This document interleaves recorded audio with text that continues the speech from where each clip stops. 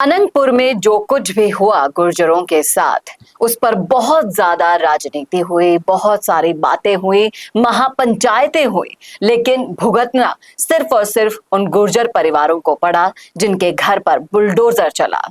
लेकिन अभी भी ये मामला शांत नहीं हुआ है और बहुत सारे सवाल हैं जो आज मैं इस मुद्दे पर उठाना चाहूंगी संवाद के प्लेटफॉर्म पर। उन सारे सवालों का जवाब देने के लिए स्टूडियो में भी मेरे साथ मौजूद हैं अंतर्राष्ट्रीय गुर्जर महासभा के राष्ट्रीय अध्यक्ष कर्नल देवानंद गुर्जर जी। सर, आपका बहुत बहुत स्वागत है। नमस्कार, मैं हूं चेतना शर्मा। आप देखना शुरू कर चुके हैं संवाद भारत का भारत के लिए। तो सर, अनंतपुर में लगातार सिर्फ 1 महीने दिए गए। देखिए, जहां पर आप रह रहे हैं, बसे हुए हैं, बचपन निकला है लोगों का, बड़े हुए हैं, बूढ़े हुए हैं, उस जमीन पर 1 महीने पहले नोटिस थमा दिया जाता है कि खाली कर दो, ये जमीन वन विभाग की है और नहीं खाली किया तो तुम्हारे घरों पर बुलडोजर चल जाएगा। बुलडोजर चला भी, लेकिन आप ये बताइए कि क्या गुर्जरों को निशाना बनाने के लिए ये हथियार भी कहीं ना कहीं आपको राजनीतिक सोच वाला तो नहीं लगता है? चेतना जी, सबसे पहली बात तो ये है कि देखिए, ये जो गुजरों के साथ सिर्फ यही नहीं हुआ है।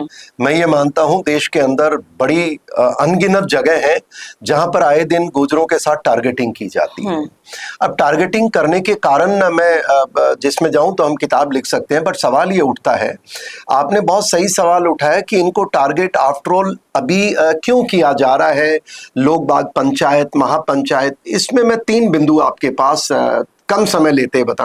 पहली बात तो ये देखिए चेतना जी, गुर्जर समाज वो समाज है जो अपने गाय बकरी भेड़ बकरियां सदियों से रखते हुए जंगल के आसपास रहता था।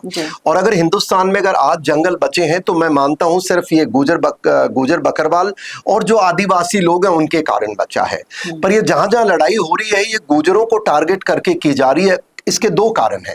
पहला कारण ये देखिए कि हिंदुस्तान के अंदर जब तक फॉरेस्ट एक्ट नहीं आया था, जब तक अभयारण्य की कोई कल्पना नहीं की गई थी, और ये 1970 के आसपास की गई थी, उससे पहले जहां लोग निवास करते थे उनकी पुश्तैनी जगह है। और दुर्भाग्य कहो सौभाग्य कहो कि ज्यादातर इन जंगलों में निवास करने वाले आदिवासी या गुर्जर लोग रहते हैं।